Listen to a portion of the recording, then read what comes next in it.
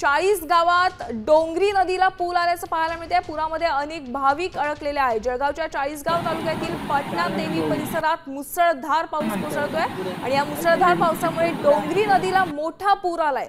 पाटणा निवासिनी चंडिका देवीच्या दर्शनासाठी गेलेले अनेक भाविक या पुराच्या पाण्यामध्ये अडकून पडलेले आहेत। नदीला पूर आल्यामुळे दर्शनासाठी आलेले असंख्य भाविक अडकल्याची माहिती मिळते।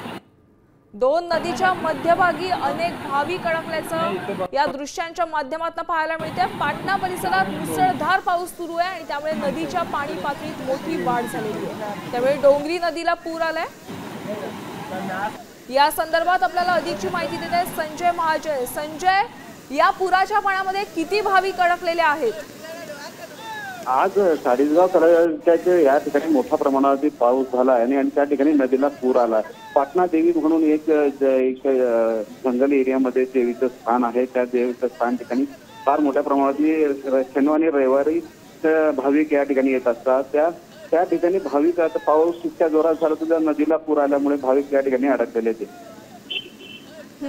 धन्यवाद संजय या सविस्तर माहितीसाठी। तर पाहतोय 40गाव मधील पाटणा देवी परिसरात मुसळधार पाऊस झालाय आणि त्यामुळे डोंगरी नदीला मोठा पूर आलाय। डोंगरी नदीजवळच पाटणा निवासिनी चंडिका देवीच्या दर्शनासाठी गेलेले भाविक अडकून पडलेत। नदीला पूर आलाय त्यामुळे दर्शनासाठी गेलेले भाविक नदीच्या त्या आड अडकून राहिल्याचं या दृश्यांमध्ये बघायला मिळतं।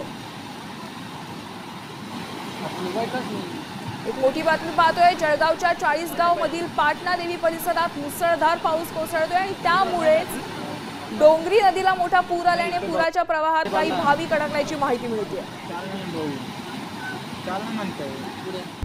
आता isakal.com आहे देशातील नंबर 1 ची मराठी न्यूज वेबसाईट। प्रत्येक अपडेटसाठी isakal.com ला नक्की भेट द्या।